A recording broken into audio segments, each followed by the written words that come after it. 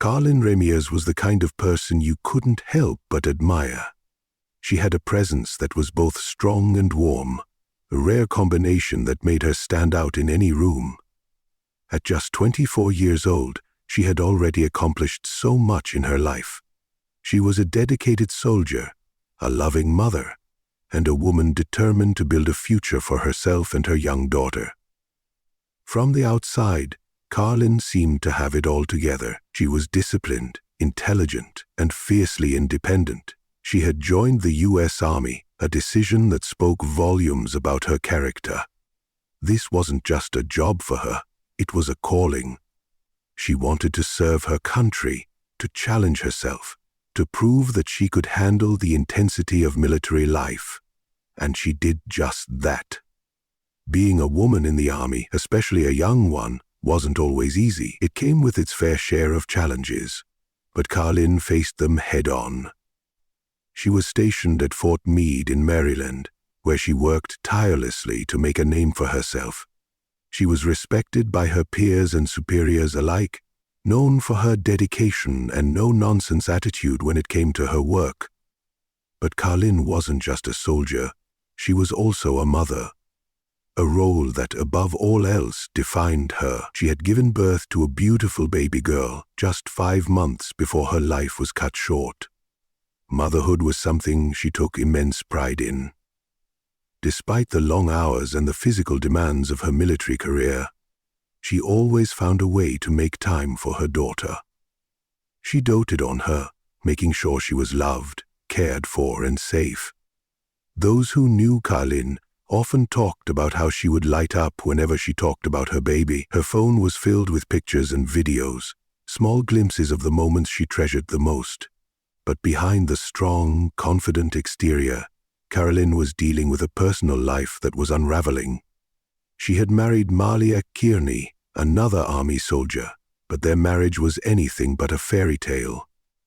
What started as a promising relationship quickly turned toxic. Karlyn had confided in friends that things between her and Maliek weren't working out. He was controlling, possessive, and, at times, intimidating. It wasn't long before the relationship completely fell apart. Karlyn had decided that she wanted out, but divorcing someone like Maliek wasn't going to be easy. He wasn't the type of man to let go without a fight. Their marriage had only lasted a few months before Karlyn took steps to separate herself from him. And that decision, ultimately, may have sealed her fate. She had already started making plans for a new future. Karlyn was moving on, talking to other men and focusing on raising her daughter. She was determined to leave the past behind, to create a life where she could be happy, free, and safe. But Maliek wasn't ready to let that happen. She had even been issued a no-contact order against him, a military equivalent of a restraining order. That alone spoke volumes. Karlyn wasn't just dealing with a bad breakup. She was afraid. And unfortunately, she had every reason to be. On the night of August 24, 2015, Karlyn went to bed, likely exhausted from another long day of balancing her duties as a soldier and as a mother. She had no idea that someone was about to enter her home, that she was about to become the target of a calculated, cold-blooded attack. The next morning, her neighbors noticed something strange. Her dog was wandering around outside, something that never happened. That, combined with the unsettling silence from Karlyn's usually active home, led one of them to check on her. What they found was horrifying. Karlyn was dead, lying half-dressed in her bedroom, shot multiple times. Her body was motionless, but the most heartbreaking detail, her 5-month-old daughter was right there beside her, completely unharmed, but helpless and alone. That image, the tiny baby lying next to her murdered mother, is something that haunted investigators and everyone who learned about the case. Karlyn had been silenced in the most brutal way possible, but the question was, who did it? And why? At first, suspicion naturally fell on Maliek. After all, he was the estranged husband, the man she had feared. But there was a problem. He had an alibi. He was in South Carolina, 500 miles away, nowhere near Maryland at the time of the murder. So if he didn't pull the trigger, who did? As investigators dug deeper, they uncovered a sinister plot. Maliek hadn't let go of Karlyn, but instead of moving on, he had decided that if he couldn't have her, no one could. And he wasn't alone in this twisted plan. He had an accomplice. His mistress, Dolores Delgado. Dolores was just as invested in this crime as Maliek was. She was obsessed with him, willing to do anything to prove her loyalty. Together they orchestrated a plan that would end Karlyn's life. Maliek was the one who drove up to Maryland, broke into Karlyn's home, and pulled the trigger. Dolores, on the other hand, was the one who helped cover his tracks. She was with him every step of the way, from driving across state lines to disposing of the murder weapon. In fact, she was caught on surveillance footage buying lighter fluid, which they used to burn the gun in an attempt to erase all evidence. But no matter how careful they thought they had been, investigators eventually put the pieces together. Karlyn's death wasn't a crime of passion. It was premeditated murder. Maliek had planned it, and Dolores had helped him carry it out. In the end, both of them were arrested, and justice was finally served. Maliek was sentenced to life in prison, while Dolores, after turning on him, received 17 years. But no amount of prison time could ever bring Karlyn back.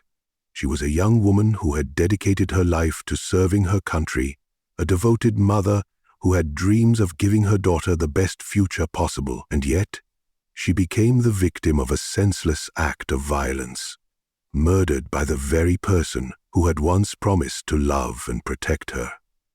Her story is a reminder of the dangers of toxic relationships, of what can happen when control and obsession turn deadly. And most importantly, it's a testament to the strength and resilience that Karlyn carried with her throughout her life. She may have been taken too soon, but her legacy, her memory, and the love she had for her daughter will never be forgotten. It was an ordinary morning in Severn, Maryland, quiet, uneventful, just like any other day. But inside one particular home, a crime so chilling had unfolded that it would haunt everyone who heard about it. Karlyn Ramirez, a 24-year-old U.S. Army soldier and devoted mother, was lying lifeless in her bedroom, the victim of a brutal and calculated murder. It wasn't a crime of passion or a random act of violence. No, this was something far more sinister. This was an execution. It all started when Karlyn's neighbors noticed something strange. Her dog was outside, roaming around freely. That was odd, because Karlyn was a responsible pet owner. She wouldn't just let her dog wander off like that. And then there was the eerie silence coming from her house. Usually you'd hear some kind of movement, a television playing, or even the occasional cries of her 5-month-old daughter. But that morning, there was nothing. The unsettling feeling grew stronger, and soon concern turned into fear. One of her neighbors decided to check in on her. They approached the house, knocked on the door, but got no answer. The door was slightly ajar. That was the final red flag. Something was very, very wrong. What happened next would become the nightmare no one could ever erase from their memory. As they cautiously stepped inside, they found Karlyn in her bedroom, lying motionless. She was still in her underwear, as if she had been getting ready for bed, or had been woken up abruptly. But the most horrifying part, the reason she wasn't moving, the reason she wasn't breathing, was because she had been shot multiple times at close range. There was no sign of a struggle, no evidence that she had tried to fight back. It was as if someone had walked in, pointed a gun at her, and pulled the trigger without hesitation. Cold, calculated, ruthless. This wasn't just a murder. This was an execution. And right there, beside her, was her 5-month-old daughter, alive, unharmed, but completely alone. Now, just take a second to think about that. This baby, so young, so helpless, had spent hours lying next to her mother's lifeless body, unaware that the person who was supposed to protect and care for her was gone forever. Investigators later estimated that the child had been left there for nearly 12 hours before she was found. 12 hours. Alone. With no food, no comfort, just silence. The scene was horrific, but what made it even more disturbing was the nature of the killing itself. The way she was shot told investigators everything they needed to know about the kind of person who had done this. Execution-style shootings aren't just about murder. They're about control. They're about making sure the victim never has a chance. They're about sending a message. Whoever killed Karlyn didn't just want her dead. They wanted to ensure there was absolutely no chance of survival. No chance she could fight back. No chance she could run. The crime scene was chilling in its simplicity. There was no sign of forced entry, which meant that either the killer had a way in or Karlyn had let them inside. But why would she do that? She was careful, especially with her baby in the house. That meant one thing. She likely knew her killer. For investigators, this wasn't just another homicide. This was personal. The execution-style shooting suggested deep-seated anger, control, and premeditation. This wasn't a robbery gone wrong. This wasn't a crime of opportunity. This was a deliberate act, carried out by someone who wanted Karlyn dead and made sure she wouldn't have a chance to escape her fate. As police examined the body, they noted the precision of the gunshot wounds. These weren't wild, panicked shots. These were precise. Whoever had done this knew exactly what they were doing. They had experience. They had handled a gun before, and that one detail, along with the fact that Karlyn was a soldier, pointed investigators in one immediate direction: her military connections. But even more disturbing was the lack of evidence left behind. There were no signs of forced entry, no obvious clues that pointed to a suspect, and nothing that suggested a random intruder. This person hadn't just come in, fired shots, and left in a hurry. No, they had been careful. That raised an even more terrifying question. Had the killer been watching her? Had they known her routine? Had they planned this out so meticulously that they knew exactly when to strike? As investigators combed through the scene, they started piecing together the timeline of Karlyn's final moments. The night before, everything had seemed normal. She had sent text messages, she had been active on social media. There was no indication that she felt threatened, no sign that she had been expecting anything unusual. But then, at some point, everything changed. Someone entered that home. Someone stood in front of Karlyn as she lay in bed. And someone pulled the trigger. And just like that, her life was over. Her baby was now motherless. Her friends and family were left devastated, trying to understand why someone would do this to a woman who had done nothing but serve her country and care for her child. But what they didn't know yet, what no one knew, was that this wasn't some mystery killer lurking in the shadows. The person responsible for this cold-blooded murder wasn't a stranger. It wasn't a random act of violence. The truth was far more disturbing. The person who pulled the trigger was someone she had once loved, someone she had trusted, someone she had married. This was the beginning of a case that would unravel into one of the most shocking betrayals imaginable. A case of obsession, control, and a plan so ruthless that it left everyone who heard about it speechless. But at that moment, as Karlyn's lifeless body lay there, as her innocent baby remained beside her, unaware of the horror that had unfolded, there was only one thing that mattered: finding the person who had done this, and making sure they would never have the chance to hurt anyone else again. Imagine this: A tiny, helpless 5-month-old baby, barely old enough to sit up on her own, lying next to her mother's cold, lifeless body.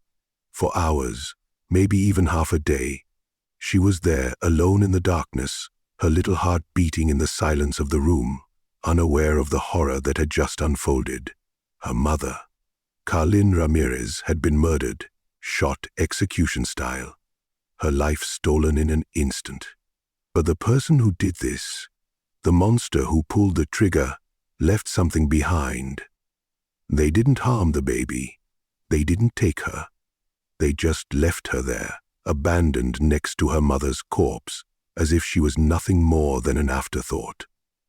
What does that say about the kind of person who did this? They were cold enough to kill, calculated enough to make sure Karlyn never stood a chance, and yet they spared the baby. Not out of mercy, but because in their twisted mind, they believed she wasn't a problem. She couldn't identify them. She couldn't scream for help. She was just an infant. Too young to understand that her mother was gone forever. The thought of it is heartbreaking. For those long, agonizing hours, that little girl had no idea what had happened. All she knew was that something was wrong. Her mother wasn't moving. She wasn't holding her. She wasn't responding to her cries. That warmth, that comfort, that love she had known every day of her short life, it was suddenly gone. She must have whimpered, maybe even screamed, the way babies do when they're hungry, scared, or uncomfortable. But no one came. No one picked her up. No one soothed her cries. She was left to her own tiny, confused world, lying beside the one person who would have done anything to protect her, if only she had been given the chance. Investigators would later determine that Karlyn had likely been dead for nearly 12 hours before anyone found her. That means her daughter had been lying there for half a day of hunger, half a day of waiting for a mother who would never wake up. It was sheer luck that someone came to check on them when they did. A neighbor, noticing Karlyn's dog roaming outside, sensed that something wasn't right. It was unlike her to leave the dog unattended. That tiny detail, something as simple as a loose dog, was what led to the discovery of the gruesome crime scene. When the neighbor entered the house, they were met with a sight they would never forget. Karlyn, lifeless in her bedroom, her body riddled with bullets. And then, the baby. Alive, still beside her mother, silent now, too exhausted from crying. Imagine what went through the minds of the first responders who arrived on the scene. Police officers, seasoned investigators, hardened by years of crime scenes and death, stood there, looking at this innocent child, untouched by the violence around her. It was the kind of moment that cuts deep, because no matter how many cases they had worked on, no matter how much horror they had witnessed, nothing prepares you for seeing a baby left alone next to her murdered mother. She was rushed to safety immediately. Paramedics checked her over, relieved to find that she was physically unharmed. But the emotional toll? That was something no one could measure. She would never remember that night, never recall those hours spent beside her mother's body, but the loss, that would be with her forever. This baby, just beginning her life, was now motherless. And for what? Because of a bitter, possessive man who couldn't stand the idea of Karlyn moving on? Because someone had decided that her mother's life wasn't worth sparing? It was an unforgivable crime, an act of pure selfishness. Her daughter would grow up never knowing the sound of her mother's laugh, never feeling the warmth of her hugs. She would have pictures, stories told by family and friends, memories passed down through others, but never her own. She would never get to see the woman Karlyn was, the soldier, the fighter, the mother who would have given her the world. But, in a way, Karlyn did give her the world. Because despite everything, despite the horror of that night, despite the cruelty of what happened, her baby survived, and in that survival, a piece of Karlyn lived on. Her daughter's life became a symbol of everything Karlyn had fought for. She had joined the military to build a future, to provide, to be someone her child could look up to. She had worked tirelessly to be both a soldier and a mother, balancing the demands of duty with the love she had for her little girl. And even in death, even in the most tragic of circumstances, that love endured. The case would go on to expose a chilling betrayal, a calculated plot by the very person who was supposed to love and protect Karlyn. Her husband, Maliek Kearney, had planned and carried out her murder with the help of his mistress, Dolores Delgado. They had meticulously plotted every detail, making sure Karlyn never saw it coming. And yet, in all their planning, in all their careful, cruel calculation, they had left one thing behind. That baby. That baby was proof of what they had done. That baby was a reminder of the life they had stolen. And that baby, against all odds, survived. When people talk about Karlyn Ramirez now, they don't just talk about her murder. They talk about her strength. They talk about her love. And they talk about her daughter, the one thing that the killers couldn't take away. Because while Karlyn's story ended that night, her daughter's story was just beginning. And no matter what, she would always carry a piece of her mother with her. From the moment investigators stepped onto the scene, one question loomed over everything. Who could have done this? Who had the motive, the opportunity, and the heartless determination to execute Karlyn Ramirez in cold blood? At first glance, there were no immediate answers. There was no sign of forced entry, no obvious struggle, and no clear evidence left behind. This wasn't a random home invasion or a burglary gone wrong. This was precise, methodical, and deeply personal. Karlyn hadn't just been shot. She had been executed. Someone wanted her gone, and they made sure she never had a chance to escape. As detectives began to build a timeline of her final hours, they started asking the most fundamental question in any homicide case. Who stood to gain the most from her death? It didn't take long for them to turn their focus to the man who should have been the closest to her, the person who was supposed to love and protect her, her husband, Maliek Kearney. Karlyn and Maliek had been married, but their relationship was far from a fairy tale. In fact, it was crumbling. To the outside world, they were a military couple trying to make things work. But behind closed doors, their marriage was filled with tension, distance, and something far more toxic: control. Maliek Kearney was a fellow soldier, a man who was supposed to embody discipline and honor. But to those who truly knew him, there was another side. A possessive, jealous Karlyn had started to pull away from him, and that was something Maliek couldn't handle. Just weeks before her murder, their marriage had reached a breaking point. Karlyn, realizing she didn't want to be in this relationship anymore, had begun taking steps to separate herself from Maliek. She had moved to Maryland with their infant daughter, while Maliek remained stationed in South Carolina. The physical distance between them was more than just miles. It was the growing space between a wife trying to reclaim her independence and a husband who refused to let her go.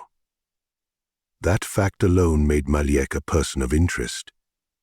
When relationships fall apart, emotions can turn volatile. Detectives knew that if there was jealousy, resentment, or a desire for control, the possibility of violence wasn't far behind. And in Karlyn's case, that's exactly what they feared. As investigators looked deeper into Maliek, things started to seem even more suspicious. For one, his reaction to Karlyn's death wasn't what they expected. It was cold, almost emotionless. Sure, grief looks different for everyone, but there was something about the way he carried himself that didn't sit right. It was as if Karlyn's death wasn't a shock to him, as if he had already prepared for it. And then, there was the biggest red flag of all. Maliek had an airtight alibi. Too airtight. Almost like it had been planned. He claimed that he was in South Carolina at the time of the murder, which, on the surface, seemed like a reasonable defense. How could he possibly have been in Maryland to commit the crime if he was hundreds of miles away? But detectives knew better. Alibis can be created, and distance doesn't always mean innocence. That's when they started digging deeper. Phone records, travel history, surveillance footage. They weren't just going to take Maliek's word for it. They needed to know without a doubt whether he could have made the trip. And what they found started to paint a very different picture. Maliek had been in South Carolina, yes, but he had also left.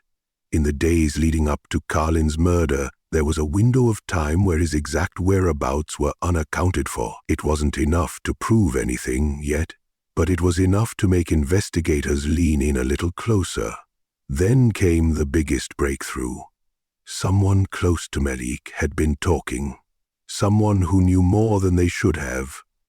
That's when investigators uncovered a shocking twist. Maliek hadn't acted alone. There was another person in this tangled web of deceit, a woman named Dolores Delgado. She wasn't just a friend, she wasn't just an acquaintance. She was Maliek's mistress, and what detectives would soon realize was that she hadn't just been a bystander in this crime. She had been a key part of it. Through phone records and messages, investigators pieced together a chilling revelation. Maliek and Dolores had been in constant contact in the days surrounding Karlyn's murder. Calls, texts, coordinated movements. It wasn't just casual conversation, it was planning. And then there was the damning evidence. Dolores had rented a car, the same car that Maliek allegedly used to make the long drive from South Carolina to Maryland, the drive that would ultimately lead to Karlyn's death. At that moment, investigators knew. They knew Maliek hadn't been some grieving husband. He had been the mastermind. He had planned it. He had driven up to Maryland under the cover of darkness, walked into Karlyn's home, and executed her without a second thought. And then, as if nothing had happened, he had made the long drive back, creating the illusion of an alibi. But no crime is ever truly perfect. Maliek and Dolores had made mistakes that would be their downfall. Investigators weren't just suspecting Maliek anymore. They were certain. They had the timeline, they had the connection to Dolores, they had the rental car. Piece by piece, they were closing in. Now, it wasn't a question of if Maliek was involved. It was only a matter of proving it beyond a shadow of a doubt. And when the moment came to bring him to justice, there would be no escape.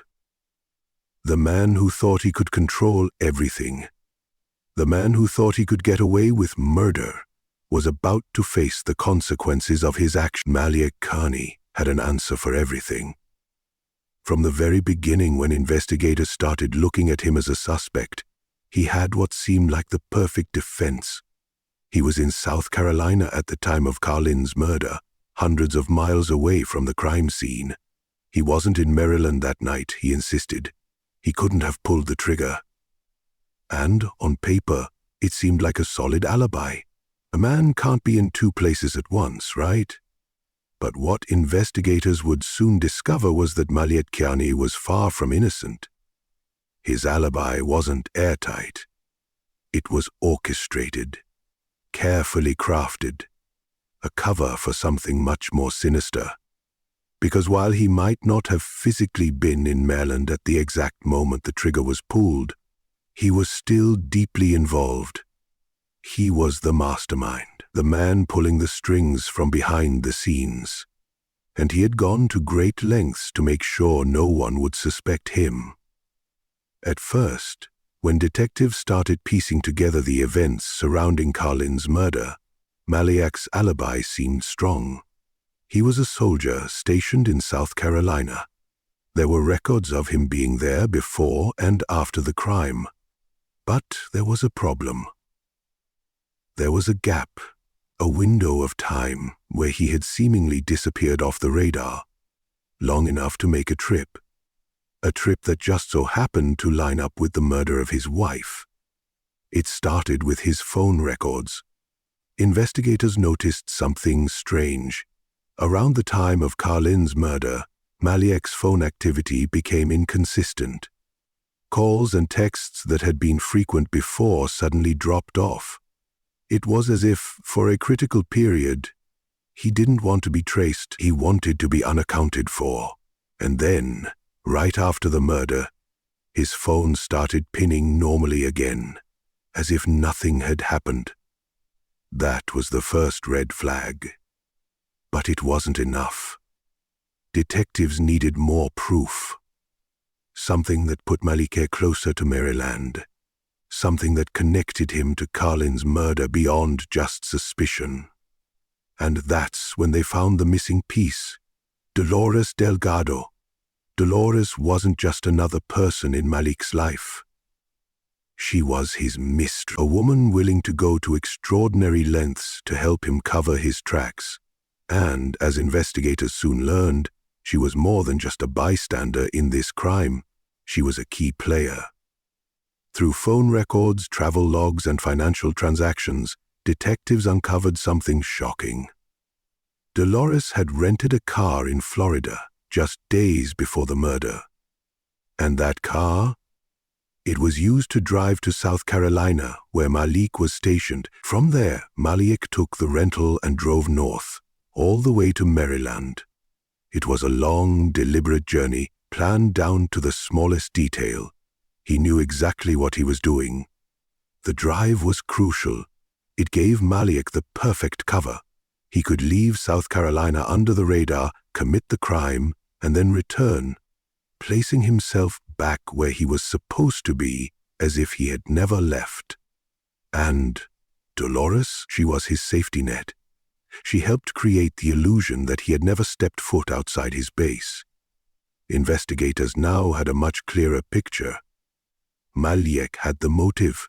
He was possessive, controlling. He couldn't stand that Karlyn was moving on, that she was building a life without him. He had told people before that if he couldn't have her, no one could. And he meant it.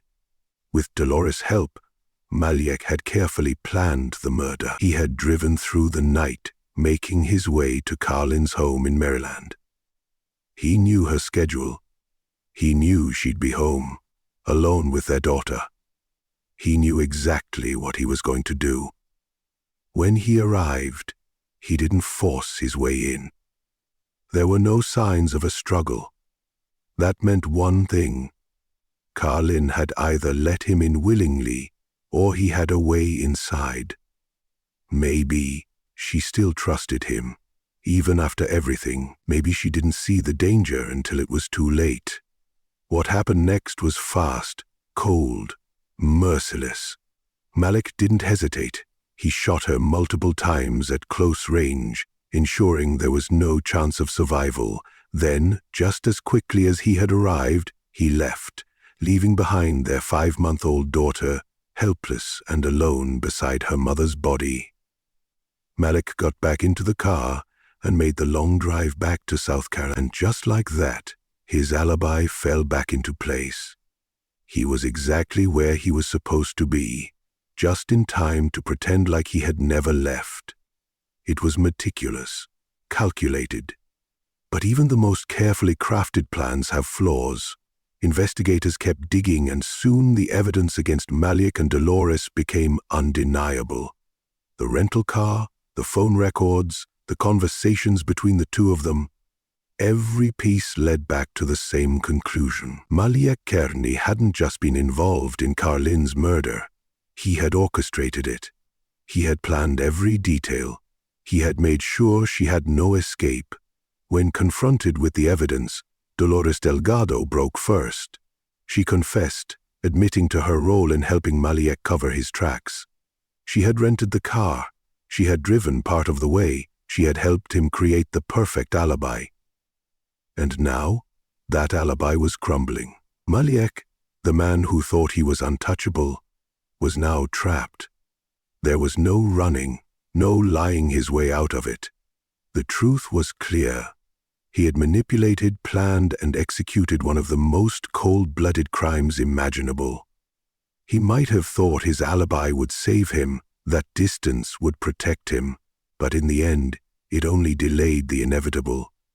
Because justice was coming, and there was nowhere left to hide. Dolores Delgado wasn't just some innocent bystander caught up in Maliek Kearney's twisted plan. She was a willing participant. She knew what was going to happen. She helped make it happen. And after it was done, she helped cover it up. At first glance, Dolores didn't seem like the kind of person who would get involved in something like this. She was a mother, a military veteran, someone who had lived a life of discipline and order. But what people didn't realize was that she was also deeply infatuated with Maliek. She wasn't just another woman in his life. She was obsessed with him, caught in his grip, willing to do anything he asked. And Maliek, he knew it. He used it. He played her like a chess piece, manipulating her into helping him eliminate the one person standing in the way of what he wanted. Karlyn Ramirez. Their relationship was built on secrecy. While Maliek was still legally married to Karlyn, he was also seeing Dolores on the side. And Dolores wasn't just aware of Karlyn. She hated her. She saw her as the obstacle, the reason why Maliek couldn't fully be with her. Maliek fed into this. He told Dolores all the things she wanted to hear. He made Karlyn out to be the problem. He spun stories, made himself the victim, painted a picture where he was the one suffering because of his wife. And Dolores believed every word.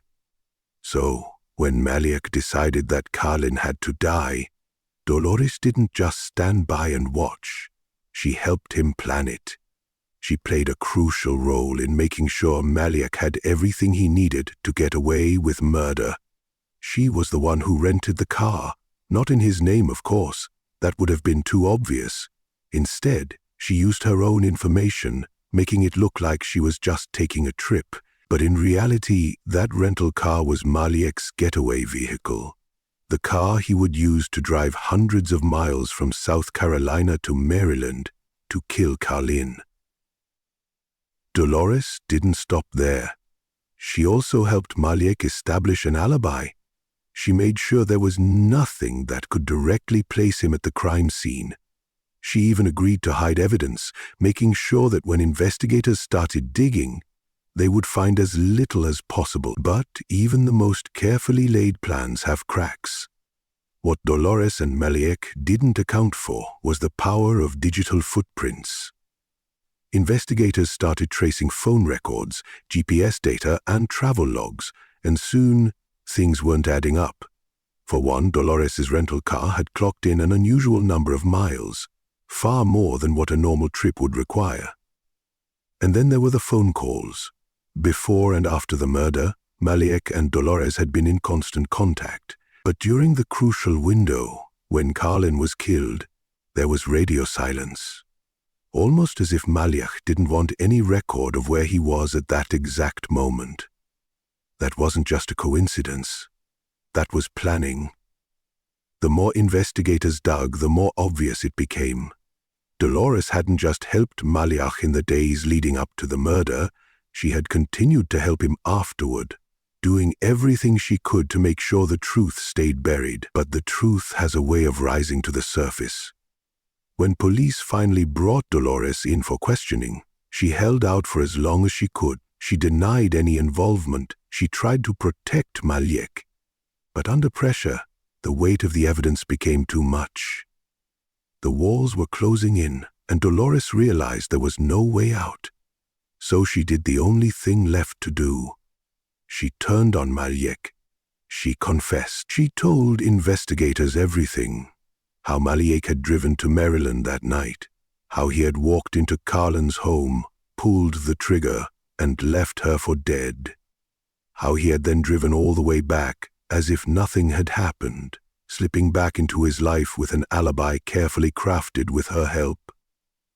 Dolores's confession was the final piece, the nail in the coffin. Maliek had thought he had covered his tracks perfectly. He thought his alibi, his careful planning, and Dolores' help would keep him safe, but in the end, it was the very person who helped him that sealed his fate. Because the truth was out now. Dolores had been a key part of it all, there was no denying that. But in turning against Maliek, she ensured that neither of them would ever walk free again. Their love affair, their toxic obsession, their twisted plan, it had all led to this moment, a moment where justice finally caught up with them, and no matter how much they had tried to erase what they had done, the truth had won. Maliek Kearney and Dolores Delgado thought they had committed the perfect crime. They had planned every detail, accounted for every possibility, and ensured that there would be no obvious evidence linking them to the murder of Karlyn Ramirez. Maliek had an alibi. Dolores had rented the car.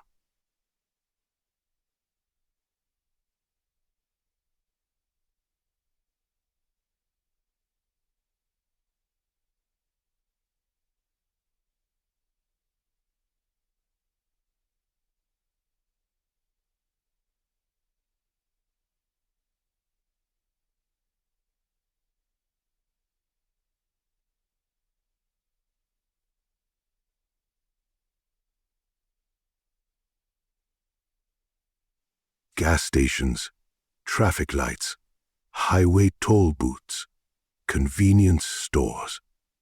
Cameras are everywhere.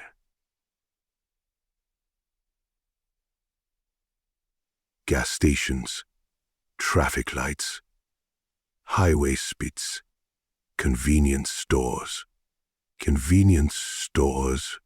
Convenience stores, and while Maliek and Dolores had taken every precaution they could think of, they hadn't considered that somewhere along their journey, their movements were being recorded. It started with small clues. Investigators already suspected that Maliek had made the drive from South Carolina to Maryland to commit the murder. They knew Dolores had rented a car, and they knew that vehicle had traveled hundreds of miles in a short span of time, but they needed something definitive, something that put Maliek on the road at the right time. So they started combing through hours of surveillance footage, looking for anything that could tie him to the crime. It was tedious work, frame by frame, scanning through video feeds from gas stations, highway tolls, and fast food drive-thrus, along the route between South Carolina and Maryland. And then, there it was, the first breakthrough. A surveillance camera at a gas station had captured something interesting. The rented vehicle. The same one Dolores had paid for pulling up to a pump. The timestamp on the footage matched the time frame in which Maliek would have been making his way north. And even more damning, a man matching Maliek's description could be seen getting out of the car. He didn't look rushed or panicked. He looked calm, controlled, as if he was just another driver making a routine stop. But detectives knew better. This wasn't just any driver. This was a man in the middle of a murder plot. A man who, just hours later, would pull the trigger and leave his wife for dead. The footage wasn't enough on its own. It showed the car. It showed someone resembling Maliek. But investigators needed more, so they kept digging, searching for additional footage that could track his journey, placing him closer and closer to the crime scene. And then they found it. A highway toll camera caught the same rental car traveling along the route to Maryland. This time, it was even clearer. The timestamp showed that the vehicle was moving north at a time that fit perfectly into the timeline of Karlyn's murder. The alibi Maliek had crafted so carefully was beginning to fall apart, but the most damning piece of evidence came from a traffic camera near Karlyn's home. It wasn't just a vague image of a car in motion. It was concrete proof that the rented vehicle had been in the area where Karlyn was killed. The pieces were coming together, Investigators had footage placing the car on the road, moving toward Maryland before the murder. They had another clip placing it near Karlyn's home around the estimated time of her death. And then, just hours later, they had footage of the same car heading back toward South Carolina. The timestamps didn't lie. Maliek had driven up to Maryland, executed his wife, and then driven straight back, all within a carefully calculated time frame. At this point, the evidence was overwhelming. But it didn't stop there. As investigators continued digging, they found even more surveillance footage, this time placing Dolores Delgado on the road as well. She had played her role in this crime perfectly, but she had made the mistake of leaving behind a digital trail. Surveillance cameras had captured her picking up the rental car in Florida just days before the murder. And later, another set of cameras had recorded her movements as she traveled north, delivering the vehicle to Maliek. When confronted with the footage, Dolores had no way out. She had tried to deny involvement. She had claimed she didn't know what Maliek was planning. But the video evidence told a different story. She had been there. She had driven the car. She had helped put the pieces in place for Maliek to commit murder. And now, she was trapped. Surveillance footage doesn't forget. It doesn't lie. It doesn't change its story under pressure. It simply records the truth. And in this case, the truth was undeniable. Maliek Kearney had driven to Maryland to kill his wife. Dolores Delgado had helped him, and the entire journey, their movements before, during, and after the crime, had been captured on camera. They thought they had erased their tracks, but the cameras had been watching the whole time. Dolores Delgado had spent months, even years, convincing herself that she was untouchable, that she had done everything right, covered every track, played her role perfectly. She had told herself that Maliek would never get caught, that there was no way investigators would be able to link them to the murder of Karlyn Ramirez. She believed that she had helped him plan the perfect crime, one that would leave no trace, no loose ends. But she was wrong. As detectives continued to build their case, piece by piece, Dolores felt the walls closing in. The weight of the evidence was growing by the day. Surveillance footage had placed her on the road. Phone records had linked her to Maliek before and after the murder. The rental car she had paid for was practically a smoking gun, proving that she had provided the very vehicle Maliek used to drive to Maryland and back. And then the pressure started. The investigators knew how to get inside her head. They knew she was the weak link. Maliek was cold, calculated. He could hold his ground under questioning, refuse to break, act as if he had nothing to hide. But Dolores? She wasn't as strong as she thought she was. She wasn't as composed. She had made mistakes, and deep down she knew it. So, when detectives brought her in for questioning, they let her sit. They let her stew in the silence, in the weight of what she had done. They showed her the evidence, laid it all out in front of her. They played recordings of her own phone calls, showed her images from surveillance footage, reminded her of every lie she had told. And then they asked her the one question she couldn't escape. Why? At first she tried to hold out. She insisted she had nothing to do with it. She said she didn't know anything. She claimed she had rented the car for an entirely different reason, that it had nothing to do with Maliek or Karlyn. But the detectives weren't buying it. They could see the cracks forming. They could see the way her hands shook slightly, the way her voice wavered when she answered. Then came the moment that changed everything. One of the detectives looked her in the eyes and told her the truth. "You're going down for this, Dolores, unless you tell us what really happened." And just like that, something inside her broke. The reality of the situation hit her all at once. She wasn't going to walk away from this. She wasn't going to slip through the cracks. Maliek might have been the one who pulled the trigger, but she had helped him. She had been part of it. She had made herself an accomplice, and now she was looking at the very real possibility of spending the rest of her life behind bars. So, for the first time, Dolores told the truth. She admitted it all. She told investigators that Maliek had been the one to kill Karlyn, that he had driven from South Carolina to Maryland using the rental car she had secured for him, that he had arrived at Karlyn's home knowing she was alone, knowing she would never see it coming, that he had walked inside, pulled out his gun, and executed her in cold blood. She described the way he had planned every detail, how he had told her there was no other way. She had tried to tell herself that it wasn't real, that maybe he wouldn't go through with it, but deep down, she had known. She had known exactly what he was going to do, and she had let it happen. Then, she revealed something even more chilling. After the murder, Maliek had called her. He had been calm, collected, like nothing had happened. He told her it was done, that Karlyn was dead, that he was already on his way back. And Dolores? She had simply accepted it. She had gone along with it, helping him craft his alibi, making sure that when investigators came knocking, there would be no way to tie him to the crime. But now, all of that was falling apart. Her confession was the final piece of the puzzle. Investigators already had the forensic evidence, the surveillance footage, the travel records. But now they had something even stronger. A first-hand account from the woman who had helped Maliek cover it up. There was no denying it anymore. Dolores had tried to protect Maliek for as long as she could. She had been loyal, blindly following him, believing that she was doing the right thing.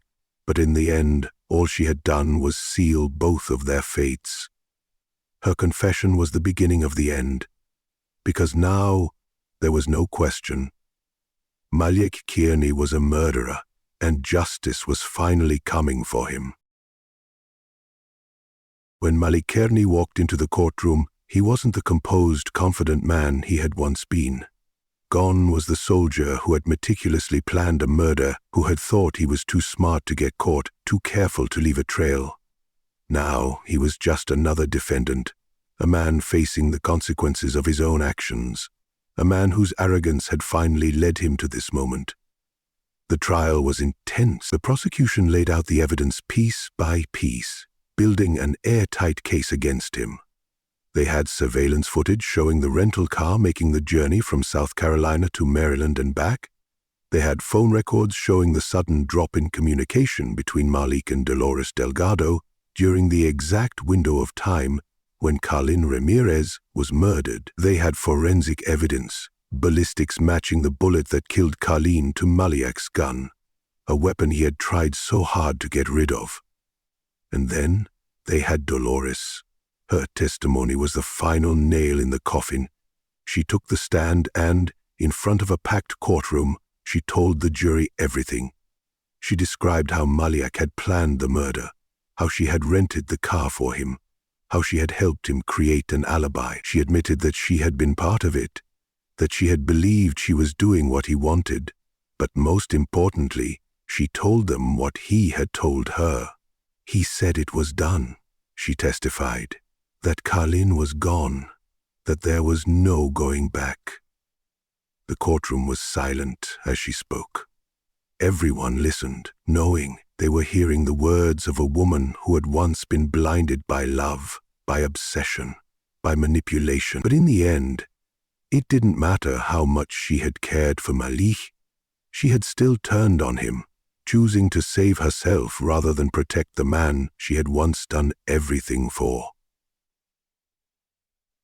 Maliek sat there, expressionless, as the prosecution ripped his carefully constructed story apart. His defense team tried to argue that the evidence was circumstantial, that Dolores was only testifying to save herself, but it wasn't enough. The jury saw through it. They saw Maliek for who he really was, a cold-blooded killer who had executed his own wife while their infant daughter lay helpless in the same room. It didn't take long for them to reach a verdict. Guilty, on all counts. When the judge handed down the sentence, there was no sympathy, no leniency. Maliek Kearney was sentenced to life in prison with no possibility of parole. He would never walk free again. He would never be able to manipulate another person, never be able to take another life, never be able to convince anyone that he was the victim. He was going to spend the rest of his days behind bars, locked away from the world he had tried so desperately to control. For the family and friends of Karlyn Ramirez, it was justice. He would never bring her back, would never erase the horror of what had happened to her, but it was justice nonetheless. They knew that Maliek would never hurt anyone again. They knew that, for the first time since Karlyn's death, they could finally begin to find some peace. But Maliek? He would have nothing but time. Time to sit in his prison cell, time to think about the choices he made, time to realize that in the end, all of his planning, all of his careful deception, had led him to exactly where he belonged. He had thought he was too smart to get caught, but now he was just another murderer. And he would never be free again. Dolores Delgado had spent years believing she could get away with it.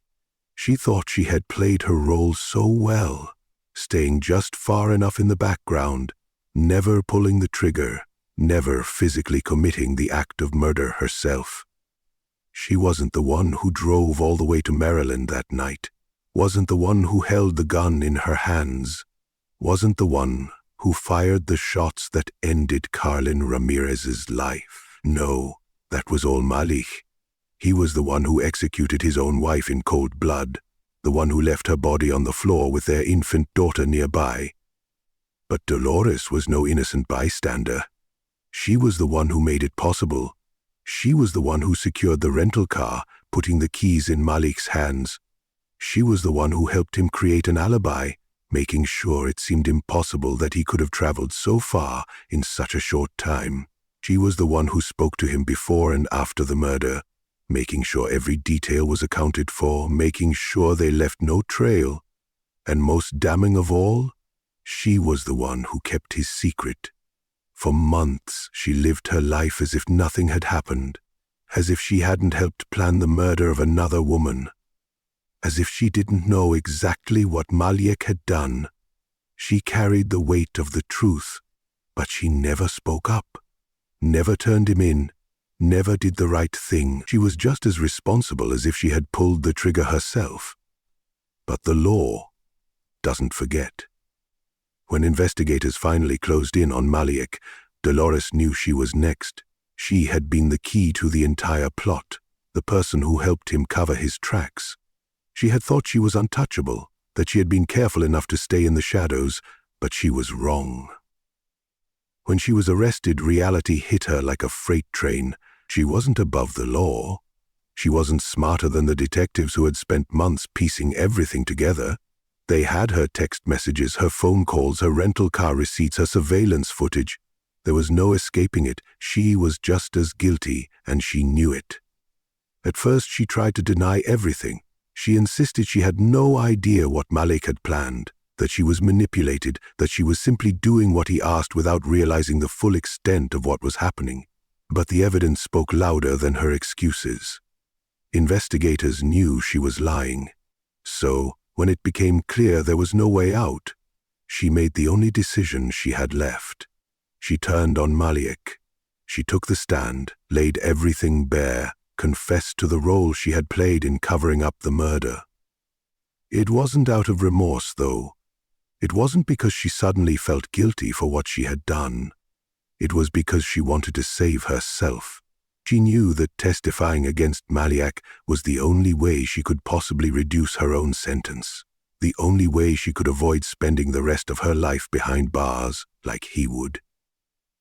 But even though her confession helped put Maliek away, it didn't absolve her of her crimes. When it was her turn to be sentenced, she sat in the courtroom, looking far different from the woman who had once believed she could get away with murder. Gone was the confidence, the arrogance, the sense of control she once had. She was no longer in charge of the narrative. She was just another criminal awaiting her fate. The judge didn't hold back. 17 years. 17 years in federal prison for her role in helping cover up the brutal murder of Karlyn Ramirez. It wasn't a life sentence, but it might as well have been. By the time she got out, the world would have moved on without her. Everything she had once known, her freedom, her relationships, the life she had before, would be gone. She would never be able to undo what she had done. She would never be able to change the fact that she had played a part in an innocent woman's death. As the sentence was read, she didn't cry. She didn't beg for mercy. She just sat there as if she had finally accepted the truth. She had made a choice. She had helped Maliek, knowing exactly what he was planning, and now she would have to live with that choice for the next 17 years of her life. For Karlyn's family, it wasn't enough. Nothing would ever be enough. But at least they knew that both Maliek and Dolores would never be able to hurt anyone again. She thought she could get away with it, but the truth always catches up. And now, she had 17 long years to think about what she had done.